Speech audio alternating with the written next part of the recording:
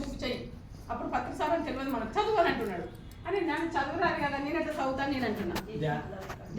పడుతున్నా, ఇంకా ఏ కలశత్తులు లేవుతలేవు. బుక్ వేసిండు, బుక్ చదువుతావు చదువు అని అంటాడు. వాయిస్ ఎక్కడి నుంచి ఇట్లా ఆకాశం నుంచి వినపడుతుంది సాయం అని. సరే ఒక వారం రోజులు 15 రోజులు అట్లనే శ్వాసగా మనకి ఏం పని ఉంది, ఏం లేదు. కాళ్ళు లేవా చేతులు లేవా ఏం కాదు, ఒక తల మాత్రం కళ్ళు మాత్రం చూస్తున్నాయి అంతే. మరేం చేస్తాం, శ్వాసనే ఈ గాలినే గమనించుకుంటా ఉంటున్నా. 15 రోజుల వరకు కొంచెం చేతులు కదులుతున్నాయి. ఇక నాకు నమ్మకం వచ్చేస్తుంది, చేతులు కదులుతున్నాయి. 2 సంవత్సరాలు పడి మొత్తం అన్ని పుండ్లు ఇట్లా అయిందని 2 రోజులకు హాస్పిటల్ తెచ్చిపోతుంది దాన్ని నేను ఇలాగా చేతులు లేచి నేను కొంచెం గమనించుకుంటూ ఇక నేను సరెండర్ అయిపోయినా. ఇంకా శ్వాసను గమనిస్తున్నా, మెల్లగా లేచి నాకు కూర్చుంటున్నా. అప్పుడు కూడా ఇక నాకు అర్థమవుతలేదు, ఏంటి అర్థమవుతలేదు అని మళ్ళీ ఆయనకు నాకు ధ్యానం చెప్పిన ఆయనకు ఫోన్ చేసిన. ఏంది నాన్న నాకు అర్థమవుతలేదంటే, ఏం తింటున్నావు అన్నాడు. మామూలుగా అన్ని తినే పెడుతున్నా, నాన్ వెజ్ ఇట్లా అన్ని తినే పెడుతున్నారు అన్న. ఒక్కసారి అది బంద్ చేసి చూడమన్నాడు. పత్రిక సార్ ఫోటో ఇంత ఫోటో ఇచ్చింది ఇంతే. ఆ ఫోటో పెట్టకనే పెట్టుకున్నా. ఆ సార్ ఫోటో పట్టుకొని నా శరీరం వదిలిపెట్టే వరకు నాన్ వెజ్ ఏమి ముట్టుకుని సార్ అని చెప్పిన. ఇలాగ సాగుతుంది 40 రోజులు 41 రోజుల వరకు కొంచెం లేచి కూర్చుంటున్నా అంతవరకే. ఇక లేచి నన్ను ఎవరు పట్టుకోలేదు. సార్ వరకు సార్ కాళ్ళతో చేతులతో లేవట్టుకొని బయట పడుకోబెట్టి కడిగి మళ్ళీ లేబట్టి పండబెట్టేది. అలాగా లేచి కూర్చుంటున్నా మెల్లగా. నాకు నేను లేచి కూర్చుంటున్నా, అన్నం కలుపుకొని తింటున్నా. మెల్లగా నాకు నేను స్నానం చేస్తున్నా. సార్లు స్నానం పోసేది నాకు అప్పటికి.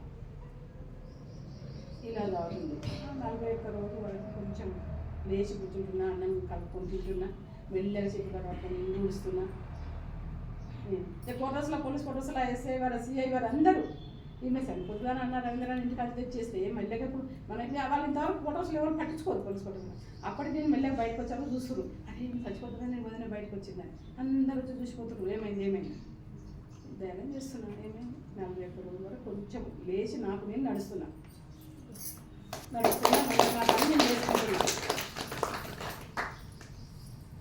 చేసుకుంటున్నా కానీ నాకు ఇంకా ఏదో ఉన్నది. ధ్యానం ఓకే, నేను ఇంకేదో సాధించాలి కదా, 10 మంది చెప్పడానికి సాధించాలి.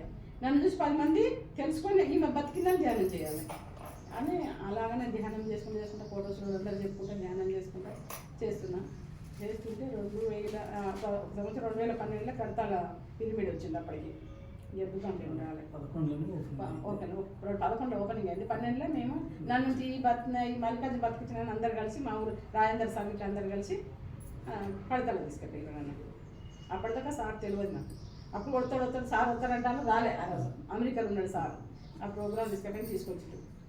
అప్పుడు వరకు 2012 వరకు 2014లో చార్జానిగా వస్తుండు. మా సార్ మధ్యలో డ్యూటీ చేస్తాను. ఇక అప్పటికి కొంచెం నడుస్తున్నా డ్యూటీ చేస్తున్నాడు. అయితే ఇంకా మల్లికార్జున చెప్పిందంటే, అత్తమ్మ మామయ్య మన పత్రిక సార్ వస్తున్నాడు, నర్సే సార్ కొడుకు పెళ్లికి వస్తున్నాడు, మీరు రాండి పరిచయం చేస్తాను. సూరత్ జనగాంకి వచ్చిండు. అప్పటికి మధ్యన చాలా బాగా వేగం మీద వస్తున్నాడు. చూడాలి సార్ చూడాలి, ఇంత ఫోటో చూసిందేనే. ఆ సార్ చూసి చదువుతా అంటే అమ్మ అసలు నీకు చదువు రాదు, నాకు బడికి పోలేదు, అమ్మ నాన్న వాళ్ళు నేర్పలేదు, ఇప్పటివరకు వాళ్ళు రావు. కానీ ఇప్పటివరకు పత్రిక సార్ రాసిన బుక్కులు అన్నీ చదువుతా. ఇప్పటివరకు అన్ని బుక్కులు చదువుతా, అన్ని బుక్కులు చదువుతా. ఇప్పుడు అన్ని బుక్కులు చదువుతా సార్ రాసినాయి. ఇది అయితే ఇప్పుడు 2013లో పత్రిక సార్ వస్తున్నాడు. రాగానే మేము ఎక్కడున్నామంటే ఫస్ట్ అక్కడ మనకి ఎక్కడ ఫంక్షన్, పెద్ద ఫంక్షన్ హాల్, 100 మంది ఉన్నారు. సార్ చుట్టూ కూర్చున్నారు 100 మంది. సాగులో మన భయం అప్పుడే సాగుడు పడ్డాను. 100 మంది ఉన్నారు. ఇలా చూసిండు కోపంగా చూసి ఏ ఇట్లా అని గట్టిగా చూసిండు. మిమ్మల్ని పిలిచే వరకు దగ్గర పోయినావు కదా ఎందుకు వచ్చినావు అన్నాడు. చూడండి సబ్జెక్ట్ చూడండి. పోయినావు కదా ఎందుకు వచ్చినావు అన్నాడు. అప్పుడు నాకు ఇంత జ్ఞానము లేదు, ఇంత తెలివి లేదు, ఏం చెప్పాలని అర్థం కాలేదు నాకు. ఆ భగవంతుడే చెప్పించినట్టు పోయినా కానీ మీరు పిలిస్తే నేను వచ్చినా అన్న. నేను నాన్నకి ఎందుకు చెప్తానంటే ప్రతి ఒక్కరు ధ్యానం విలువ ఎంతున్నది మీరు తెలుసుకోవాలని చెప్తున్నా. ఇవాళ ఇదే నా సబ్జెక్టు. ఎంతో మంది 1000 మంది నాకు విజయవాడ మొత్తం ఇప్పుడు అనుభవాలు తరపు ఫోన్ చేసింది. అయితే పోయినావు కదా ఎందుకు వచ్చినావు అనగానే మీరు పిలిస్తే నేను వచ్చినాను అనగానే లేచిండు, జబ్బ మీద చేయి కొట్టిండు, నెత్తి మీద జీవించిండు. పునర్జన్మ ఎత్తిన పో దీవించేది ఏముండదు, కొట్టుడే కొట్టుడే ఇట్లా కొట్టుడే కొట్టుడే. కొట్టుడు కొరకే అందరూ పునర్జన్మ ఎత్తిన పో అన్నాడు. ఏమి ఇస్తావు అని అడిగాడు. పిరిమిడి ఇస్తాను, పిరిమిడి ఇస్తాను. అయ్యా కొంచెం మనకి ఈ ఆర్థిక పరిస్థితులలో సార్ కొంచెం నిజాయితీ డ్యూటీ అన్నట్టు సార్ది కట్టలేకపోయాను. ఇంట్లో చిద్దలగుట్ట కాడ పిరిమిడి కడతాను. ఆడ అమౌంట్ మనకి మళ్ళీ ఒకసారి మధ్యలో జనగానికి వస్తే పిరిమిడి ఏమైంది అన్నాడు.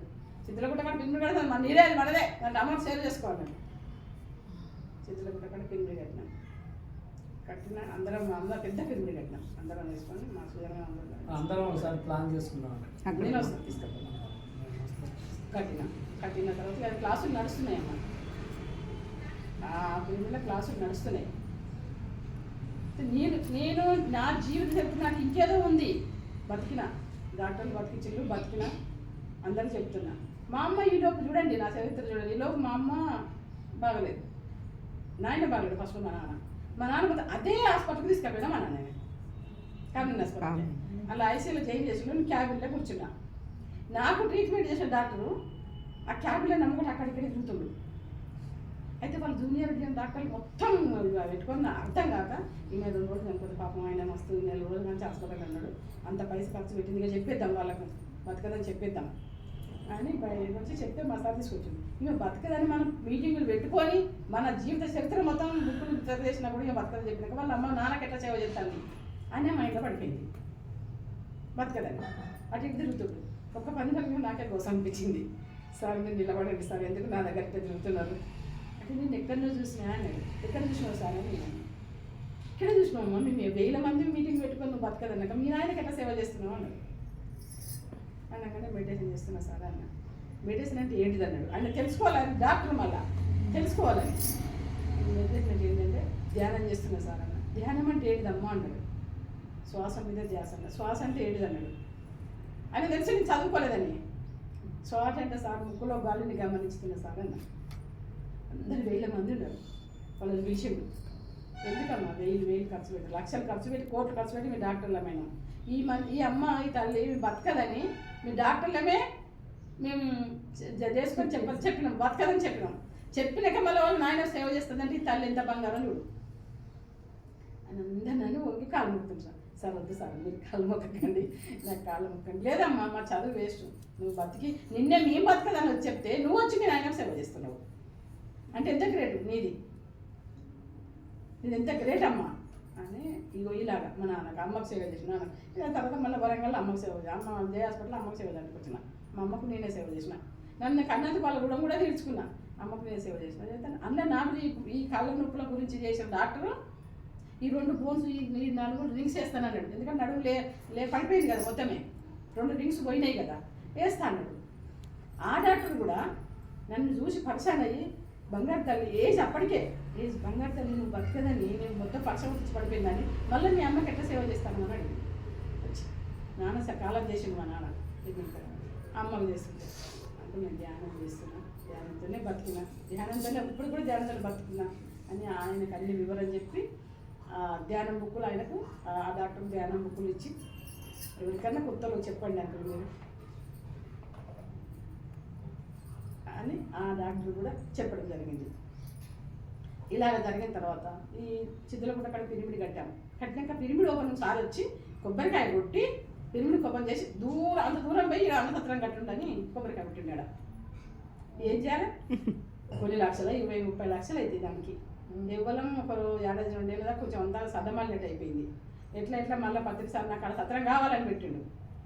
ఉన్నాడు సార్ అన్నదాన సత్రం. ఒక జంట వాళ్ళకు జీవితాంతం జంగం మాసం మన జాతర మాసం అందరం ఉండకుంటాం. ఆ జంట వచ్చి నేను కడతా అన్నసత్రం, నేనే కడతాను 20-25 లక్షలు పెట్టి కట్టినాక అది ఓపెనింగ్ చేస్తున్నాం. ఓపెనింగ్ చేసినప్పుడు దాని నిండా 1000 మంది వచ్చారు. ఇబ్బంది కత్తిరించాడు సార్. మా సారు నేను అట్లా పక్కకు నిలబడ్డాం. రావేరా అని పిలిచింది. దగ్గర పోయినా ఇగో ఈమె పునర్జన్మ ఎత్తిన దేవత, ఈమె చేత ఒక గ్లాసు నీళ్ళు తాగినా మీకు మంచి జరుగుతుంది. ఇవ చివరి చేసి పోయి వచ్చింది అని ఇవ ఈ అన్నసత్రం నువ్వే నడుపన్నాడు. ఏమనలే మేము అక్కడ నడుపుతామన్న నడుపుతాం సార్ అన్న. ఒక 2 సంవత్సరాలు అన్నసత్రం నడిపి నుంచి తెలుగుంటే అక్కడ చాలా మంది వచ్చారు అక్కడికి, విజయవాడ నుంచి అక్కడికి చాలా మంది వచ్చారు. అక్కడ కొంచెం ఏదో ఇక మేము ఇంటికి వచ్చేసినాం ఇద్దరం. ఇంటికి వచ్చేసి మళ్ళీ ఇంటికాడ పిరిమిడి సాగు పిరిమిడి ఇస్తానన్న సంకల్పం నాకు ఇంకా పోలే. ఇస్తానన్న కదా మాట, సొంతంగా ఇస్తాను. అక్కడ సామాజిక పిరిమిడి అల్ల అమౌంట్ షేర్ చేసిన అది మనదే, కానీ మన సొంతంగా ఇస్తానన్న. ఇక నాకు అది కోరిక తీరలేదు మాస్టర్. తీరకపోతే నేనేం చేశాను, నాకు కట్టమంటే బిడ్డలు ఒప్పుకుంటారు. 2 బిడ్డలు పెళ్లి చేసినాం, పిల్లలు కూడా ఒప్పుకోవాలి కదా. వాళ్ళని అడిగినాం, సరే అని మా చిన్న బిడ్డ అన్నది. అనగానే సరే కట్టలు తీసుకుంటే నేను హాస్పిటల్ వాళ్ళు కలిగిన ఎవరు చెప్పకుండా ఈ పిరిమిడి కట్టరు నాకు. ఖమ్మం పోయినా ఆడ బాగుంటుంది, ఒకసారి పోయిన తర్వాత ఇక మా చిన్న బిడ్డ ఒప్పుకున్నది. అమ్మను వెళ్ళిపోవద్దు, నువ్వు మా తోటి ఉండాలి, రామమ్మ అని మా చిన్న బిడ్డ ఒప్పుకుంటే పిరిమిడి కట్టినాం. పిరిమిడి కట్టినాక చూడండి ఎంత పత్రిసారు ఎక్కడ మనకు ఆశీర్వదిస్తాడో. పిరిమిడి పెద్ద ఉంది స్లాబు, పిరిమిడి పెద్ద కడదామంటే 9/9 కట్టనే వచ్చింది మా సార్ మెసేజ్. అంటే 10 మంది కూర్చుంటారు, 10-11 మంది కుర్చీలు అయితే 10 కింద అయితే 15 మంది దాకా కూర్చుంటారు. 9/9 కట్టినాం. కట్టిన తర్వాత అమ్మ అది ఓపెనింగ్ చేయాలి, దానికి ఏం పేరు పెట్టాలని మేము సందిద్దా అనుకుంటున్నాం అంతే. మా సారు ఇంకా నాగరాజు మాకు పత్రిసారి ఇచ్చిన బిడ్డ, ఆమె ధ్యానంలో కూర్చుంటే శ్రీ కర్తవ్యంగా పెట్టమని చెప్పింది సార్. శ్రీ కర్తవ్యం పెట్టిన ఓపెనింగ్ మన అది ఒక విన్నరు. ఎందుకంటే ఆ పిరిమిడికి పూలు లేవు. మా సార్ పూలు ఎప్పుడు ఎత్తాడు నేను చూస్తాను. వస్తాయమ్మా సార్ అంటాడు. మేము పడుకున్న తెల్లార వరకు 2 కింటాల కూరగాయలు తెచ్చి మొత్తం కూరగాయలతో నలకలు చేసాడు మా సార్. పూలు ముట్టుకోద్దని, పత్రిసారి పూలు కోయొద్దని చెప్తే, పూలు కోయొద్దని అంటే అవి ఏడుస్తాయి, వాటికి కూడా ప్రాణం ఉంటుంది అంటే మా సార్ కూరగాయలతో ఒకటి కిషన్ రెడ్డి సార్ ఎంత సంబరపడ్డాడు. ఇక ఏదని ఎక్కడ చూడలేదు నేను. అది ఓపెనింగ్ అయిన కానించి 2 సంవత్సరాలు ఇప్పటి వరకు మన పిల్లలు ఒక్కటి ఉండలే. రోజు నడుస్తాయి క్లాసులు, ఒక్కరోజు క్లాస్ నడవదనే ఉన్నది. సూరత్ భీమా సార్ మన సార్ వచ్చి ధ్యానంలో కూర్చొని ఆదిదాం తర్వాత మీ పిల్లలు ఉన్నారు మేడం, మీకెందుకు చింత, ఎవరు ఆరోగ్యం బాగాలేకుండా బాగుంటుంది ఇళ్ళకి వస్తే. ఒక అమ్మాయి చెవుల్లో పుల్లితో 5 లక్షలు ఆపరేషన్ అవుతుందంటే ఆమె డబ్బులు బీదోళ్ళు కొంచెం ఎవరో ఉండి ఇక పలానా 5 లక్షలు రవీంద్రరావు కూడా చాలా ఆదిదంపతులు ఉన్నారు, వాళ్ళు చెప్తే నీకు తక్కువ తెచ్చుకోవాలి వచ్చింది మన దగ్గరికి. 20 రోజులే కూర్చుంది, 41 రోజు చేయమన్న టీచర్, ఆ పిల్లలు ప్రైవేట్ టీచర్. 15 రోజుల వరకు చెవు ఆపరేషన్ అన్న చెవు బొక్కలు మంచిగా చెవు మంచిగా అయింది అమ్మాయికి.